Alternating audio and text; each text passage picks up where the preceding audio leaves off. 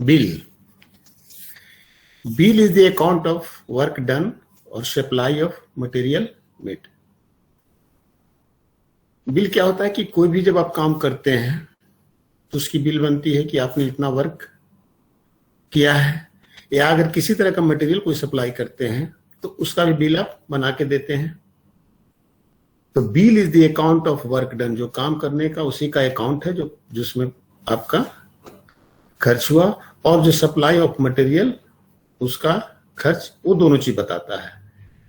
It includes the particulars and quantities of work done और material supplied, their rates and amount due. कि bill का मतलब ऐसा नहीं कि सिर्फ आप अमाउंट लिख के दे दोगे। बिल का मतलब कि आप कौन सा वर्क किए हो उस बिल में होना चाहिए। आपने कौन सा मटेरियल सप्लाई किया है वो भी उसमें होना चाहिए। बिल का मतलब ये नहीं होता है कि ओनली हम उसे मनी शो कर दें कि ये हमारा अमाउंट है, लिखना होगा। जैसे कोई आप खरीदते हो, कोई भी चीज खरीदते हो, तो वो बिल अगर देता है आपको तो उसमें वो डिस्क्रिप्शन में लिखता है कि ये चीज है, और उसके बाद उसका रेट लिखता है, तब उसका टोटल अमाउंट लिखता है। अगर आप पैसा पूरा उसे नहीं दे रहे हो तो उतना पैसा पे करके लिखता है, बाकी को ड्यू भी दे देता है। तो बिल वही चीज है कि ये सारी चीज को बताता है, material supplied, work done, their rate and amount due. Bill में ये सारे चीज रहते हैं। अगर कोई आप वर्क करते हैं साइट पे, तो आपने वर्क किया अगर 30 लाख का, अगर कुछ उसमें से पैसे काट लिए गए हैं जो भी है, तो वो ड्यू आपका पैसा हो जाता है। वर्क तो आपने कर लिया है लेकिन उसके एवज में आपका कुछ काट लिया गया, तो वो पैसा आपका ड्यू रहता है, तो उसमें शो हो जाता है ना।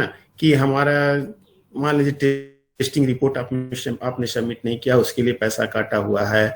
आपने कोई उसमें वर्क की क्वालिटी गड़बड़ कर दी है तो उसके लिए पैसा काटा हुआ है, तो वो सारे चीज ड्यू किए हुए रहते हैं। जब अगले बिल आएगा तो वो ड्यू आपको वो शो करने लगता है, कितना पैसा आपने हमारा रख लिया है, उसको हम आप पे कीजिए, क्योंकि मैंने जिस कारण से आपने काटा था पैसा वो मैंने आपको दे दिया। It contains full and clear particulars of the claim or amount due. वही चीज है। The bill for payment to the contractor is prepared in form of abstract of measurement book. Measurement book का जो abstract फॉर्म होता है, पहले आप measurement form लेते हैं, उसके बाद एक abstract फॉर्म होता है। तो abstract फॉर्म में पार्टिकुलर्स लिखे रहते हैं और पार्टिकुलर्स के सामने उसका रेट लिखा रहता है और रेट के बाद उसका अमाउंट रहता है। The various standard forms of bills are used for payment according to nature of work. तरह तरह के बिल के फॉर्म्स होते हैं बने हुए, वो डिपेंड करता है कि कैसा आपका वर्क का नेचर है। Usually white forms are used for running bill and yellow forms are used for final bill. Generally जो बिल बनते हैं तो उसमें व्हाइट जो रहते हैं कलर के, तो उसका जो है कि वो आपका जो जो जो बिल बनेगा जो आपके पास, तो उसमें जो व्हाइट वाली जो फॉर्म रहेगी है ना, वो आपको रनिंग बिल का मतलब कि और आपका बिल अभी ड्यूज है। और जब येलो फॉर्म पर बिल बन रहा है, इसका माने कि वो आपका बिल फाइनल हो, या फर्स्ट एंड फाइनल हो, या ऐसे ही फाइनल हो, जो भी फाइनल हो, फाइनल बिल का। तो उसी में सभी फॉर्म्स का एक नंबरिंग किया गया है। तो उसी में एक है कि फॉर्म नंबर 24, उसमें नंबर लिखा हुआ रहेगा, फॉर्म नंबर 24। तो इस फॉर्म पर जो बिल बनाएंगे वो first and final bill. This form is used for making payment to the contractor या supplier for work and supply when a single payment is to be made. अगर आपका work छोटा है, काम छोटा है, सप्लाई भी काफी छोटा है, जिसको कि एक ही बार में पेमेंट किया जा सकता है, वर्क को एक ही बार एक्सिक्यूट पूरा करवा करके ही पेमेंट किया जा सकता है, तो उस परिस्थिति में जो हम उसको बिल पे करेंगे फर्स्ट एंड फाइनल। आवाज नहीं जा रही है? फर्स्ट के लिए जो पेटी वर्क होते हैं, छोटे छोटे वर्क होते हैं, उसके लिए हम लोग फर्स्ट एंड फाइनल बिल एक साथ देते हैं।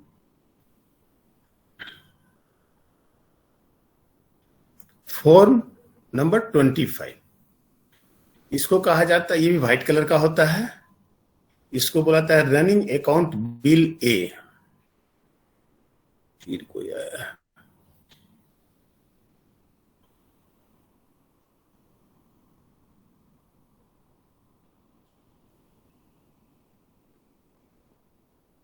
running account bill A. This form is used for advance payment without any measurement. It may be used for running bill without measurement. It is for work and not for supply. है ना, कि ये form running bill के लिए है कि आप जो है, जो काम आपने किया उसका कोई मेजरमेंट नहीं लिया गया है और एक आपको बिल दे दिया गया है ना। ये सप्लाई में ये बिल काम में नहीं आता है, ये सिर्फ वर्क जब एक्सिक्यूट करते हैं, मन कॉन्ट्रैक्टर जब कोई वर्क एक्सिक्यूट करता है उसी समय का है ये रनिंग बिल है। मतलब इसमें मेजरमेंट, विदाउट मेजरमेंट आप एडवांस पेमेंट देते जा रहे हैं, वो वर्क कर रहा है और पैसा आप देते जा रहे हैं, वो आप अपना इंटेलिजेंसी से कि कितना इसको अभी एडवांस हम दे दें कि हमारा काम भी जो है रुके नहीं और कॉन्ट्रैक्टर को दिक्कत भी नहीं हो। तो उस स्थिति में फॉर्म 25 पे वो दिया जाता है। फॉर्म 26 व्हाइट कलर का ये भी होता है, ये रनिंग अकाउंट बिल बी कहलाता है। 26, this form is used for secured advance payment for works only. This form is also used for running payment, partly for secured advance, partly for advance and partly for measured work. है ना, कि ये actual क्या होता है कि जैसे आप सिक्योर्ड एडवांस दे दिए कि आप देख रहे हैं कि कुछ मटेरियल्स आपके पास ला के रखे हुए हैं, वर्क शुरू करेगा, तो उस मटेरियल के एवज में आप उसको सिक्योर्ड एडवांस दे सकते हैं। काम तो उसका स्टार्ट ही है, क्योंकि पहले मटेरियल वो एक जगह डैम्प करेगा, डैम्प करने के बाद तो फिर वो स्टार्ट करेगा। तो उस परिस्थिति में उसको जो है, इस परिस्थिति में कि अगर आपको सिक्योर्ड एडवांस देना है, उसने कुछ अपना मटेरियल स्टॉक कर दिया है साइट पे और उसे पैसे की आवश्यकता है, तो आप उसको जो है कि फॉर्म 26 पर एक रनिंग अकाउंट बिल दे सकते हैं। लेकिन जो भी स्टॉक का जो मूल्य होगा, जो उसका कॉस्ट आएगा, उसका 75% से ज्यादा आप उसको पे नहीं कर सकते हैं कॉन्ट्रैक्टर को। जितना उसका कॉस्ट होगा उसके 75% से ज्यादा उस कॉन्ट्रैक्टर को पे नहीं कर सकते हैं। ये हमेशा ध्यान रखने की बात है, ये नहीं कि उसको 100% पे नहीं कर देना है। इसके बाद है फॉर्म 26 येलो, है ना। तो व्हाइट मैंने बताया कि वो रनिंग बिल के रूप में आता है कि माने आपका बिल फाइनल नहीं हो, और येलो जो है जनरली फाइनल बिल के रूप में प्रयोग में लाया जाता है। तो final bill B, this form is used for payment of final bill if recovery of secured advance payment previously made. है ना, कि अगर ये फॉर्म नंबर 26 का भी उपयोग करेंगे कि जब आपने उसे सिक्योर्ड एडवांस जो दिया था उसका रिकवरी कर लिया है, तब जो फाइनल बिल उसका बनेगा, तब उस परिस्थिति में जो है कि आप फॉर्म नंबर 26 का प्रयोग कर सकते हैं। इज टू बी मेड और एडजस्टेड, माने या तो पेमेंट कर लिया गया है या कहीं एडजस्ट पहले कर लिया गया है। If the advance are recovered previously, then the final bill be prepared on form 26 yellow. है ना, फाइनल बिल इस वक्त तभी बनाना है जब, और अगर वैसा कोई सिक्योर्ड एडवांस नहीं है तो आप बना सकते हैं उसे, लेकिन अगर सिक्योर्ड एडवांस रहेगा तो उस बिल पे नहीं बनेगा। Form number 27 white, running account bill. हाँ, 26 क्या है ना, जब ये 26 का मतलब क्या हुआ कि ये आपका येलो कलर का है ना, ये फाइनल बिल बी कहा जाता है इसको। तो इस बिल पर आप उसका पेमेंट, जैसे मान लीजिए कि आपने उसे पहले सिक्योर्ड एडवांस दे दिया है, अभी उसका फाइनल बिल बना, उसको कभी आपने एडजस्ट ही नहीं किया, और दूसरा बिल जो आपने कोई रनिंग बिल बनाया तो उस बिल में उसका सिक्योर्ड एडवांस एडजस्ट नहीं हुआ है, तो उस परिस्थिति में उसको इस फॉर्म पर फाइनल बिल आप नहीं बना सकते हैं। समझिए इस बात को कि जो उसके लिए पहले एक उसको रनिंग बिल देना होगा जिसमें उसका सिक्योर्ड एडवांस को एडजस्ट कर लेना होगा, तब जो है कि ये फाइनल बिल भी बनाना होगा। अगर उसके पास सिक्योर्ड एडवांस है तो हम इस फॉर्म पे उसका बिल नहीं बनाएंगे। समझे? ठीक है sir. Form 27 white, running account bill C. This form is used for running payment for measured work or supplies payment of first running, second running, etc. of measured works or supplies are made this for। मतलब कि आपको जो है कि running account bill की ये जो है आपको जो मेजरमेंट कर करके जो आप बिल आप एंट्री करते हैं उस बिल को आप फॉर्म नंबर 27 पर बना के उसको पेमेंट कर सकते हैं। उसमें फर्स्ट रनिंग बिल हो सकता है, सेकंड रनिंग बिल हो सकता है, थर्ड रनिंग बिल हो सकता है, लेकिन वो मेजरमेंट करने के बाद जो बिल बनता है उसके लिए, है ना। चाहे अगर सप्लाई आपको कर रहा है कि पहला लॉट उसने सप्लाई किया, दूसरा लॉट उसने सप्लाई किया, तीसरा लॉट सप्लाई किया, माने ये रनिंग टाइप का है कि रनिंग हो रहा है, तो उस परिस्थिति में फॉर्म नंबर 27 व्हाइट पे करते हैं। सर लॉट क्या इसके बाद फॉर्म लॉट मतलब कि जैसे मान लीजिए कि आपने 1000 बुक्स का ऑर्डर दिया है ना, तो अगर वो बुक्स 1000 आपके पास एक बार नहीं सप्लाई कर सकता है, अगर उसने 200 का एक लॉट सप्लाई किया, पहला लॉट 200 बुक्स का हम भेज रहे हैं, दूसरा लॉट 300 बुक्स का भेजेंगे, तीसरा लॉट 400 का भेजेंगे, पांचवा आपको 100 का भेजेंगे, तो वो लॉट्स हुआ, माने नंबर्स ऑफ मटेरियल्स जो हो गए, है ना, वो एक लॉट उसको टिप बोल सकते हैं सर। टिप शायद उसको बोलते हैं। ट्रिप उसको ट्रिप कहते हैं, ट्रिप भी कहते हैं कि पहला ट्रिप में ये गया, दूसरे ट्रिप में ये गया, इस तरह का लॉट होता है, वही लॉट हुआ वो। नहीं सर, पापा लॉट का यूज करते रहते हैं, जैसे ट्रांसपोर्ट में ही है सर, तो बोलते रहते हैं कि लॉट का चावल लाना है, गेहूं लाना है, ये सब बोलते रहते हैं सर। अच्छा तो वही चीज होता है कि आप पहला लॉट में ये ले गए, दूसरे लॉट में ये ले गए। अब उसके बाद आइए form number 27 final bill C. The final payment when no advance is outstanding and when intermediate payments have been made is made on this form, है ना, कि आपके पास कोई एडवांस नहीं है, कोई आपके पास इंटरमीडिएट पेमेंट नहीं, रुक जाइए, final bill C. The final payment when no advance is outstanding and when intermediate payments have been made is made on this form. अच्छा final payment when no advance is outstanding when intermediate payments have been made, हाँ ठीक है। इसमें है कि आपके पास अगर किसी तरह का एडवांस नहीं है और बीच के जितने जो पेमेंट हैं वो ऑलरेडी कंप्लीट कर दिए गए हैं, तब जो है कि फाइनल बिल सी पर जो है कि आप उसको पेमेंट कर सकते हैं। समझ पाए इसको कि नहीं समझे? नहीं समझ पाए?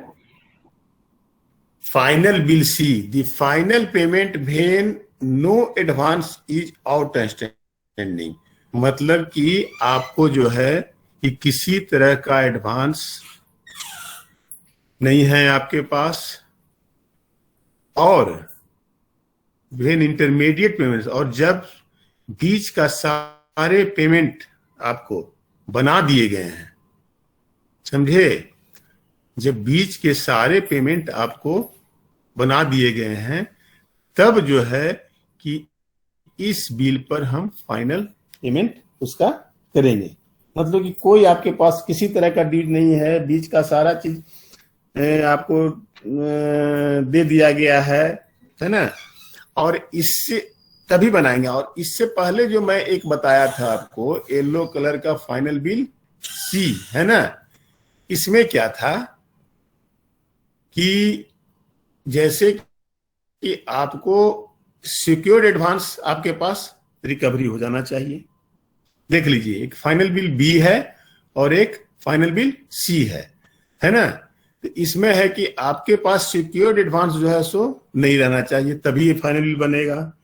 लेकिन आपका इंटरमीडिएट पेमेंट जो आपने काम किया है उसका पेमेंट अगर बचा हुआ है तो उसको लेते हुए हम ये फाइनल बिल बनाएंगे कि हमने कोई बिल, अगर बीच का काम हमारा बचा हुआ है, आपको पेमेंट नहीं हो सका किसी कारणवश, तो उसको लेते हुए हम ये बिल बनाएंगे।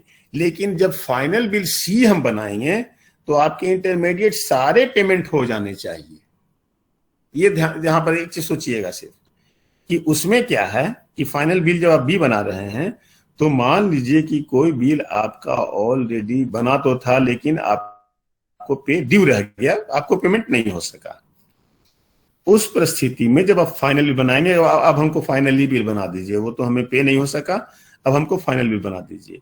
तो उस स्थिति में जो है कि आपको form 26 yellow final bill B पे बनाएंगे।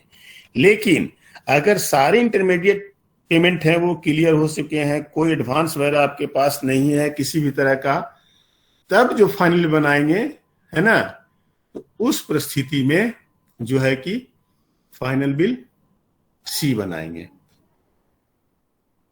बात को समझे या नहीं समझे सो बताइए, पहले आप लोग, क्लियर होना चाहिए।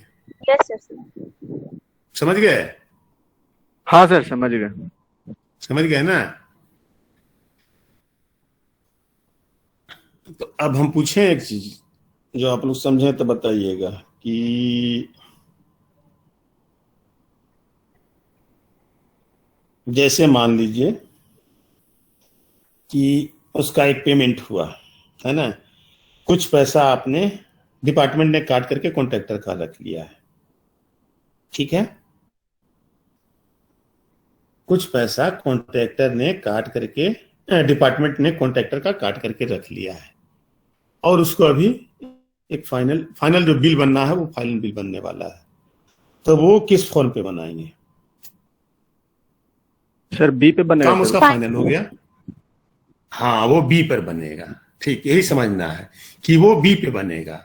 और जब ये सारे, उसका कोई ड्यूज नहीं, सारे पेमेंट हो चुके हैं, तब जो बिल बनेगा तब वो फॉर्म सी पे बनेगा। यही चीज समझना है, क्योंकि उसके पास हमको जो फाइनल बिल बी पर जो बनना था उसमें क्या था कि उसके पैसा, मेरा पैसा उसके पास नहीं रहना चाहिए किसी तरह का, है ना।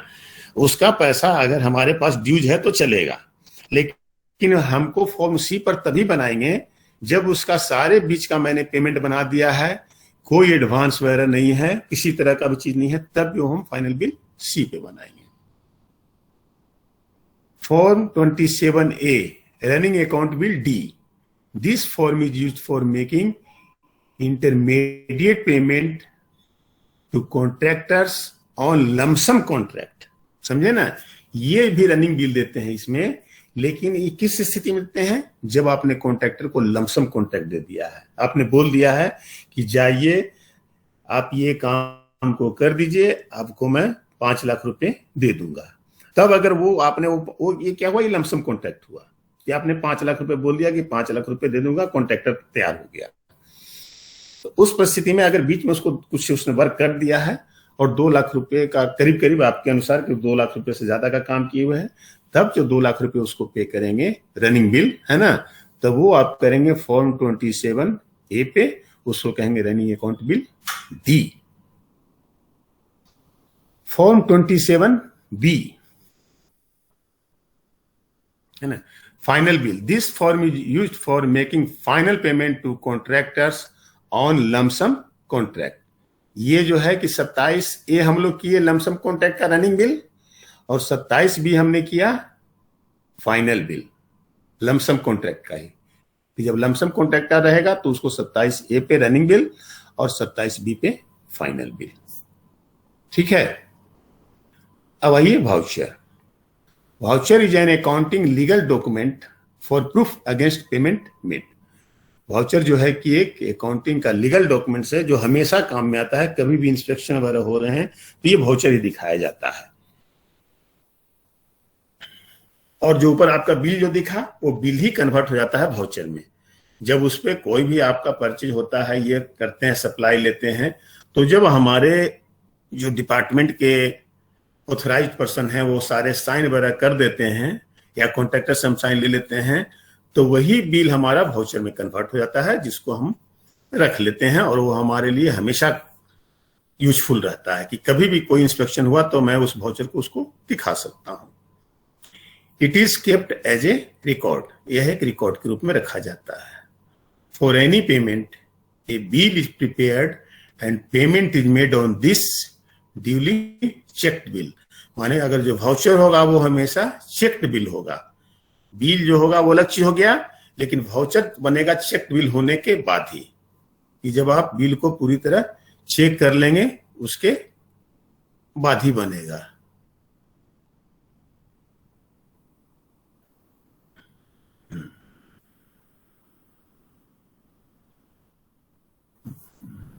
Signature are taken on revenue stamp as required on bill by contractor या लेबर। जो भी आपका सिग्नेचर है रेवेन्यू स्टैंप पर ले सकते हैं, नहीं भी लिया जाता है। वो डिपेंड करता है कि कैसा अमाउंट है, कैश दे रहे हैं, चेक दे रहे हैं, वो डिपेंड करेगा उस समय की स्थिति पर। ले भी सकते हैं, नहीं भी लेते हैं। जनरली लोग जो है सो लेबर का पेमेंट करते हैं तो रेवेन्यू स्टैंप पर ले लेते हैं। कॉन्ट्रैक्टर को भी अगर कुछ उस तरह का देना रहता है तो उनसे भी रेवेन्यू स्टैंप पर करवाया जाता है। After the payment is made bill becomes voucher documents which is kept in record. और वाउचर कुछ नहीं है, बस वही बिल का जो है दूसरा रूप है कि checked bill is a voucher. मतलब सर उसको ये कह सकते हैं या कि अगर आपको, हाँ बोलो, रिसिप्ट उसको बोल सकते हैं ना सर, वाउचर को रिसिप्ट जैसा बोल सकते हैं ना सर? नहीं नहीं नहीं नहीं, रिसिप्ट इज ए बिल। अगर आप रिसिप्ट करते हैं तो वो एक बिल हुआ। जैसे आपने रिसिप्ट लिया किसी से तो वो एक बिल हुआ। वाउचर एक हो गया कि वही जो चेक रिसिप्ट है, कि जो आपने जो check receipt, check bill, that is called voucher. माने वाउचर का मतलब हो गया कि सारे चीज उस पर हर के सिग्नेचर्स वगैरह सब किए हुए रहेंगे और कंप्लीट रहेगा। उस पर नंबर पड़ जाता है कि वाउचर नंबर इसका कितना है, क्योंकि बिल का एक अलग नंबर होता है अपना, चाहे तो वो कॉन्ट्रैक्टर का अपना बिल का नंबर हो या कोई दुकान का नंबर हो।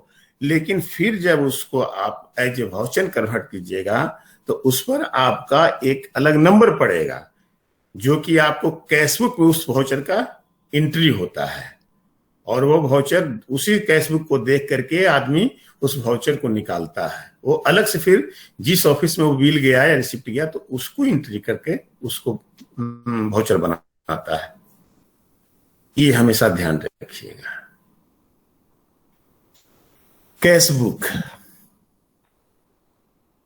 फॉर्म नंबर 1 है ना। कैशबुक क्या होता है? It is the most important record, financial records of the division. ये जो है डिवीजन का जो बहुत ही माने पैसे के मामले में एक बहुत ही इंपॉर्टेंट रिकॉर्ड्स है। यही चीज आपको हमेशा जब ईयरली का एंड करता है तो इसी कैशबुक से सारा डाटा हम एजी को देते हैं कि हमारे पास इतना फंड आया था, इस मद की पैसा इतना मेरे पास आया, मैंने इतना खर्च किया, मेरे पास इतना बच रहा है, जो आप सरेंडर करते हो जिसको, इस योजना में इतना पैसा आया, मैंने इतना खर्च किया, मेरे पास इतना बचा हुआ, इसको हमने सरेंडर किया। तो ये सारे चीज कैशबुक में लिखे रहते हैं। It is the most important financial records of the division. The transaction relating to the actual receipt and payment of cash are recorded, है ना। The transaction relating to the actual receipt, कितना आपने पे किया, कितना आपको आय हुआ, है ना, वो सारे रिकॉर्ड इसमें लिखे रहते हैं। उस एक रजिस्टर बनी होती है, उसमें सारे रिकॉर्ड लिखे रहते हैं। जैसे जिस तरह का फॉर्म है कैशबुक फॉर्म नंबर 1, उसी तरह का फॉर्म उसमें प्रिंटेड रहता है और बुक बना रहता है। क्योंकि वो डे टू डे उसमें आदमी एंट्री करता है तो काफी मोटी बुक होती है और उसको डे टू डे एंट्री कहता है। तो जो आपका रिसिप्ट आ रहा है और जो आप पे कर रहे हैं, कि मान लीजिए कि आपका पॉलिटेक्निक में अगर साइंस एंड टेक्नोलॉजी ने भेजा कि इलेक्ट्रिसिटी डिपार्टमेंट के लिए 20 लाख रुपया भेज दिया कि इलेक्ट्रिक डिपार्टमेंट के लिए, तो आप 20 लाख रुपए को रिसिप्ट किए। अब जैसे ही उसका फिर जो इलेक्ट्रिक का जो बिल आएगा, है ना, तो इलेक्ट्रिसिटी डिपार्टमेंट से बिल आपके यहाँ पॉलिटेक्निक में आएगा। अब उसको आप पे करोगे, तो पे करने के बाद यहाँ जितने हैं प्रिंसिपल से लेकर के और भी जो है वो साइन करेंगे उस पर सारे लोग, लास्ट में अकाउंटेंट वगैरह साइन करके, तो वो बिल उसका जो है वो वाउचर बन जाएगा। और इधर हो गया कि हमको इतना पैसा रिसिप्ट मिला, और उस वाउचर के अगेंस्ट में जो आप उसको पैसा दोगे कि मैंने उसको जनवरी माह का 80,000 रुपया पे किया, तो वो 80,000 रुपया लिख करके और जो उसका वाउचर नंबर है वो लिख देंगे, और वो वाउचर नंबर रखा रहेगा।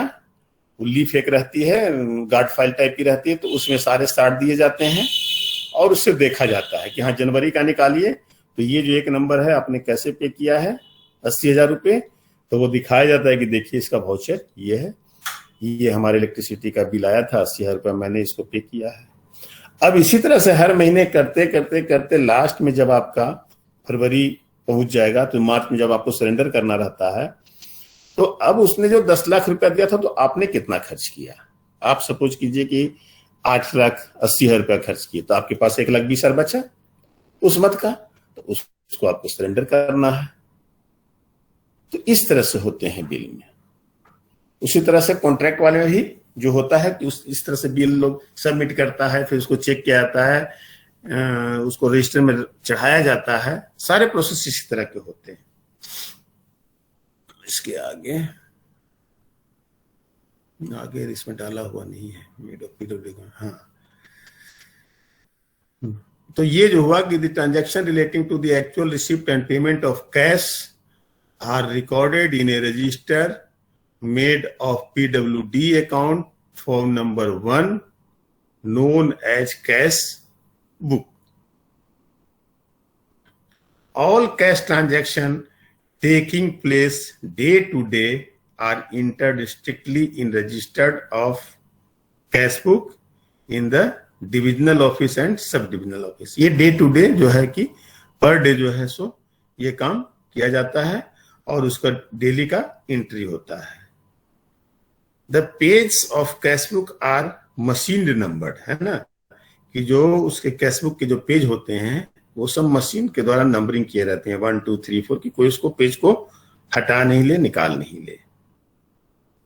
Each page is divided receipt performance at left hand side and payment performance at right hand side. Left में जो है आपको उसको रिसिप्ट का लिखना है कि ये हमारा इतना पैसा रिसीव हमने किया, और जो दाहिने साइड में रहता है वो पेमेंट का परफॉर्मा बनाता है, कितना हमने पेमेंट किया, कैसे किया, किसको किया, किस मद में किया, वो सारे चीज में लिखे रहते हैं। बैलेंस कितने बचे वो सारे लिखे रहते हैं। After the cash book is closed end physical counting of cash is done by the divisional clerk, A cash balance reported is made. अब वो सारे हो जाने के बाद कि आपने इतना पैसा वगैरह सब खर्च किया हुआ है, उसके बाद हमारे पास जो है कि इतना पैसा बच रहा है, वो माना जाता है कि आपके पास कैश बैलेंस वही बचा हुआ है। A certificate of the count of cash is recorded by him in the cash book showing details of closing balance under. अब है कि उसमें कि आपका जैसे देखिए, एक चीज और समझ लीजिए थोड़ा सा क्लियर। बहुत सा चीज ऐसा होता है कि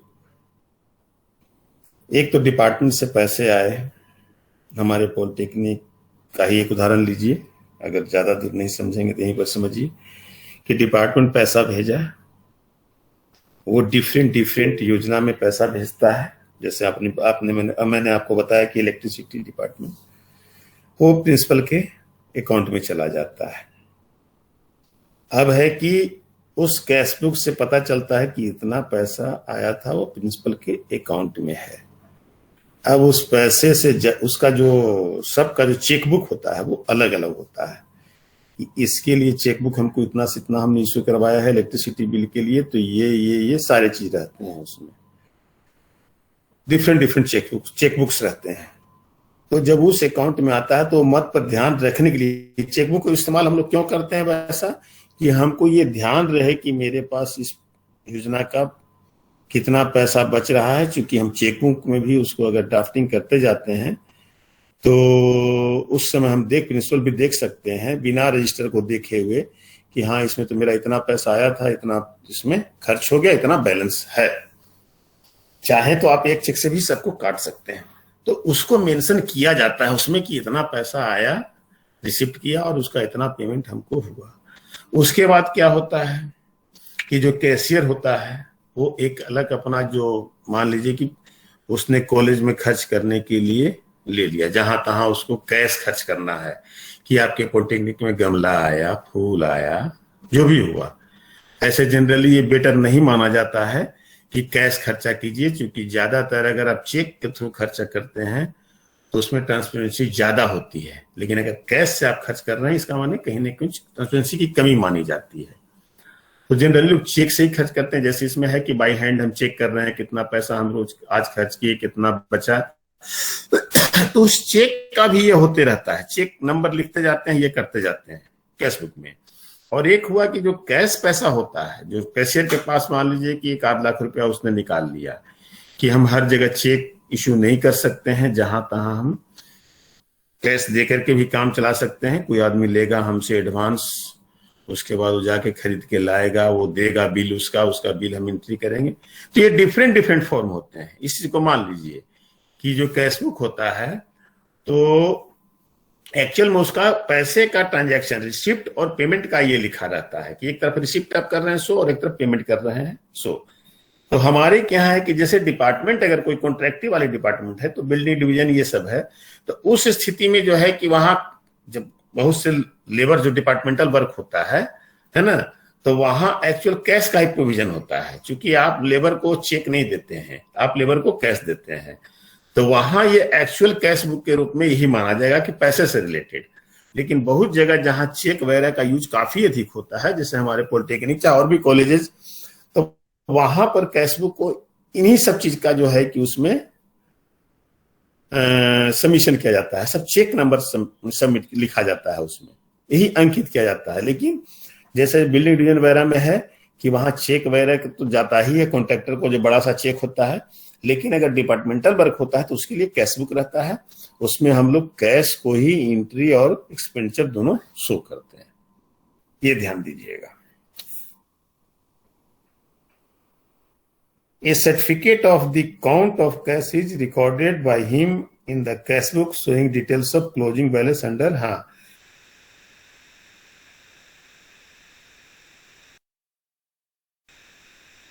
जो है कि लास्ट में जो उसमें ये लिखा रहता है लास्ट में कि जो पैसा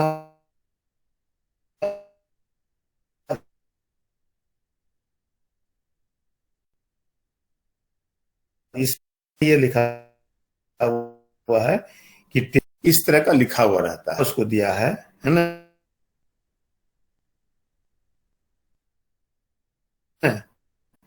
और कैश बुक के बारे में इसके बाद हम लोग आगे एक आध दो चैप्टर और है। एक तो सिर्फ टेम्पोररी एडवांस वगैरह है, और इंटरेस्ट तो आप लोगों को पढ़ा चुके हैं कि नहीं पढ़ाए हैं? नहीं हुआ है। इंटरेस्ट कैसे नहीं हुआ है? शायद नहीं हुआ। याद करो, पहले ही बता मैंने क्या बताया था, बता दिए कि डिपार्टमेंटल लोगों को ही दिया जाता है ना। इंटरेस्ट कैश जो दिया जाता है डिपार्टमेंटल लोगों को ले दिया जाता है, किस लिए कि अगर वो कोई चीज खरीद के लाते हैं तो उसका भाड़ा, हाँ, है ना। अच्छा, चाहे कहीं अगर वो कहीं साइट पे अगर विजिट करने जा रहे हैं तो उसका जो फेयर हुआ सो वो इंटरेस्ट कैश होता है। तो जो कॉन्ट्रैक्ट जो अकाउंटेंट हमारे डिपार्टमेंट के होते हैं तो ये मेंशन करते हैं उसमें। अगर मान लीजिए कि किसी आदमी को एडवांस पैसे की आवश्यकता है, टेम्पोररी एडवांस की, उसको तुरंत तत्काल उसके पास पैसा नहीं है, तो चलो भाई डिपार्टमेंट के कैशियर से कुछ पैसा ले लेते हैं, तो एक टेम्पोररी एडवांस होता है। तो इसमें टेम्पोररी एडवांस और जो इंटरेस्ट कैश है वो दोनों को हमको रजिस्टर में नोट करना पड़ता है। तो टेम्पोररी एडवांस होता क्या है कि temporary advance is advance amount which is given by head of department to the subordinate officer to enable him to make a specific payment for executed work.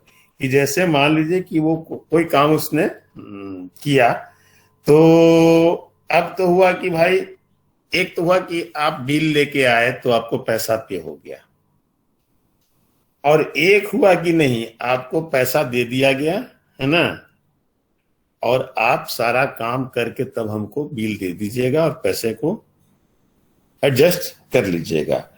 तो यहां पर एक इस पैसे को हम लोग कहते हैं टेम्पोररी एडवांस। कि जैसे मान लीजिए कि डिपार्टमेंटल अगर कुछ वैसा वर्क करना है, जूनियर इंजीनियर को करवाना है, तो उस पोजीशन में कि नहीं, हम तो उसका मास्टर रोल तो बनाएंगे ही, लेकिन कुछ वैसे पैसे की जरूरत है जो कि हमको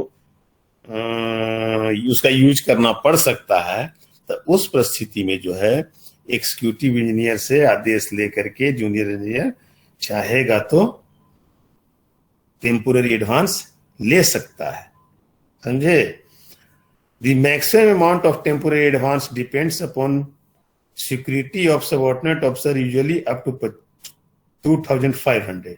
ये 2500 रुपए तक ही दिया जाता है, और on description of executive engineer, और अगर चाहेंगे एग्जीक्यूटिव तो ज्यादा भी दे सकते हैं, लेकिन जनरली ये 2500 रुपए तक दिया जाता है। कि कुछ इमरजेंसी वर्क के लिए जो है टेम्पोररी एडवांस जो है इमरजेंसी वर्क के लिए है, इसका तुरंत हम लोग फिर सबमिट भी कर देना पड़ता है उसका बिल वगैरह कि मैं इसमें खर्च किया, इसमें खर्च किया तुरंत। This advance amount is given against master roll और any other voucher which has been passed for payment.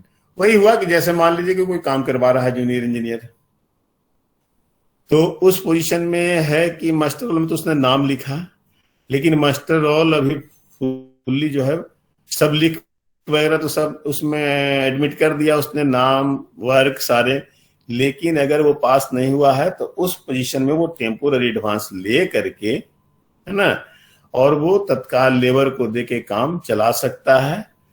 तो ऐसा जनरली होता नहीं है, लेकिन इस तरह का प्रोविजन बना हुआ है कि आप टेम्पोररी एडवांस ले सकते हो। अगर कुछ ऑफिशियल वर्क में डिले होने का चांस है तो आप टेम्पोररी एडवांस ले लो और लेबर को पेमेंट कर दो। The amount of temporary advance should be close as soon as possible, है ना, कि जो आप टेम्पोररी एडवांस लेते हैं वो आपको जितना जल्द हो सके उसको क्लोज कर देना चाहिए। It is also known as temporary imprest, है ना, इसीलिए इसको जो है टेम्पोररी इम्प्रेस्ड बोला गया है। कि जो इम्प्रेस्ड माने क्या हुआ कि कोई भी आपका सरकारी कर्मचारी जो छोटे वाले हैं ले सकते हैं बड़ा अफसर के आदेश पे, तो ये उसी तरह का जो है कि ये टेम्पोररी इम्प्रेस्ड है कि आप इसको लेकर के तुरंत, लेकिन इसको एडजस्ट करना। ये हो गया कि आप लेबर के लिए ले रहे हैं। इम्प्रेस्ड में क्या था कि आप जो ले रहे हैं कहीं जाना है, आपको कैरेज करना है कोई चीज, उस स्थिति के ले रहे थे। लेकिन ये जो लेंगे हम लोग टेम्पोररी एडवांस, एक्चुअली इसको मोस्टली लिया जाता है आपको लेबर वर्क के अगेंस्ट में कुछ पेमेंट करने के लिए। अंतर ही मानिएगा कि टेम्पोररी एडवांस कब लेते हैं, ये वर्क के अगेंस्ट में पेमेंट करने के लिए, और इम्प्रेस्ड कब लेते हैं, वो आपको ट्रांसपोर्टेशन कैरी ओवर कोई चीज अगर कर रहे हैं तो उसके लिए लेते हैं कि आपको कहीं जाना बिल देना है। ये दोनों चीज में अंतर है कि what are the difference between imprest and temporary advance. तो इम्प्रेस्ड हो गया आपको कि कैरेज ट्रांसपोर्टेशन, और टेम्पोररी एडवांस और वर्क के लिए, और दोनों आपको जो है सो सरकारी कर्मचारी ही ले सकते हैं।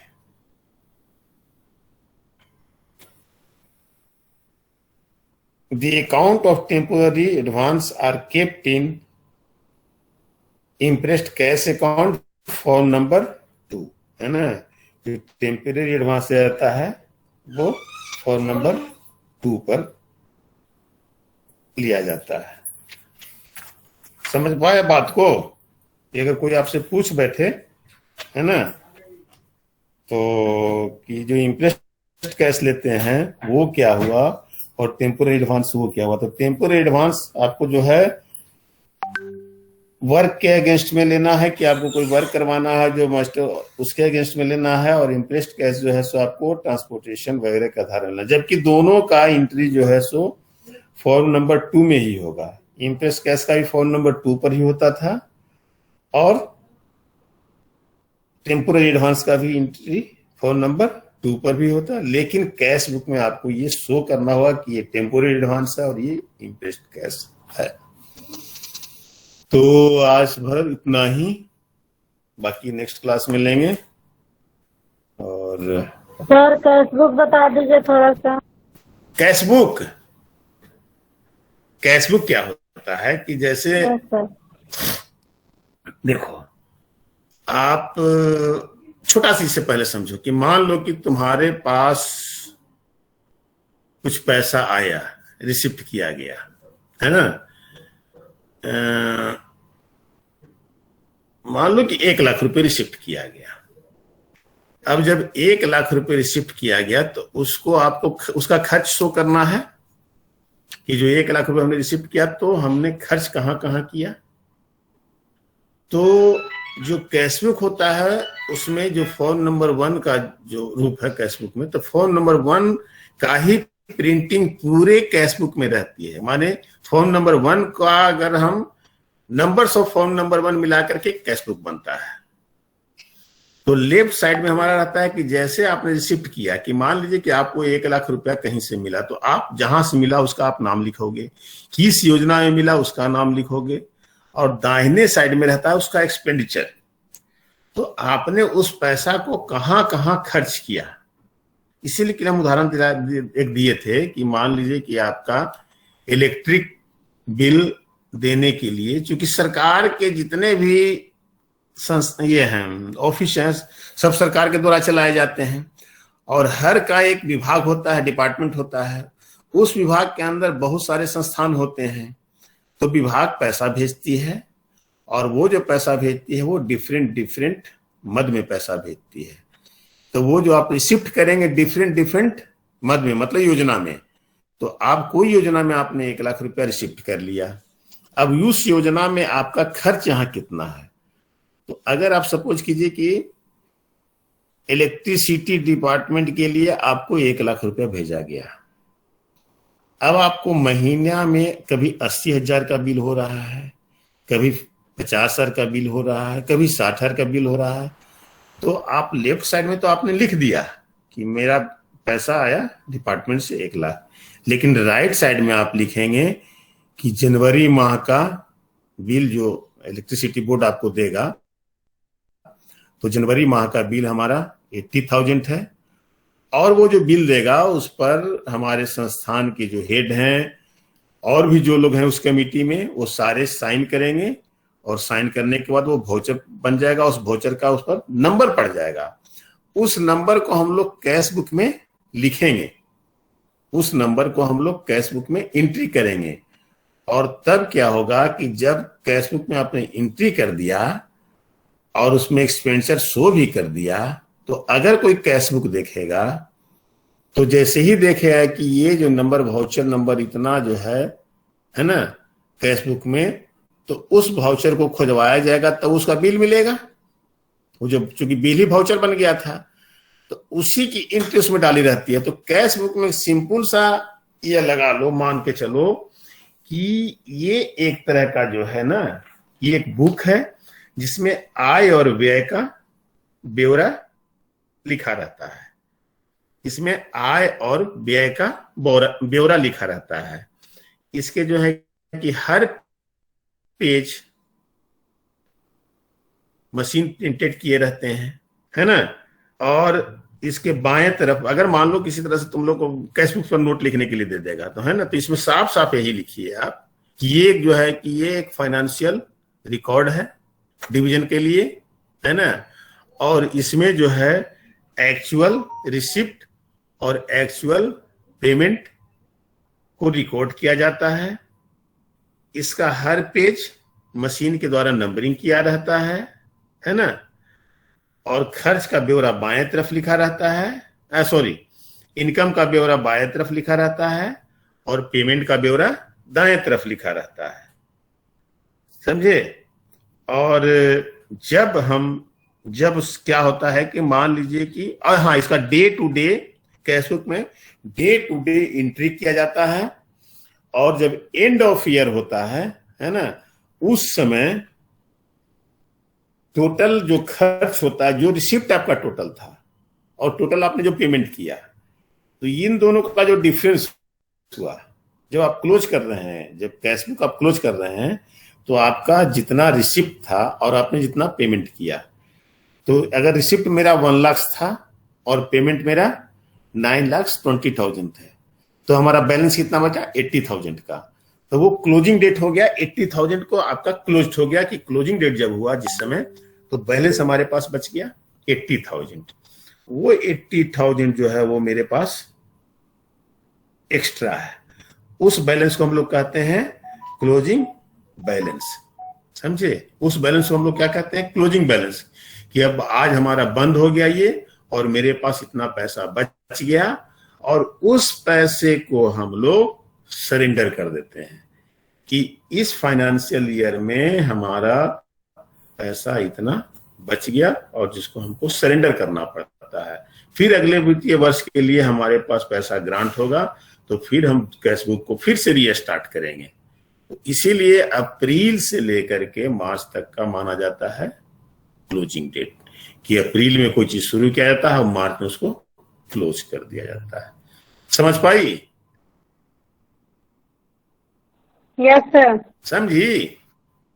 समझ गई ना कि अप्रैल से लेकर के मार्च तक जो पूरा लेखा जोखा जो है वो कैशबुक में रहता है, पूरे संस्थान का, इंस्टीट्यूट का, डिपार्टमेंट का, जो भी है।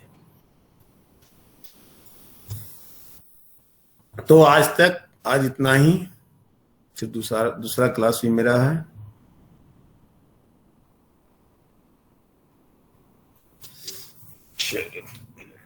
टाइम भी हो 55 हो गया, जल्दी करो, जल्दी, उधर भी सो।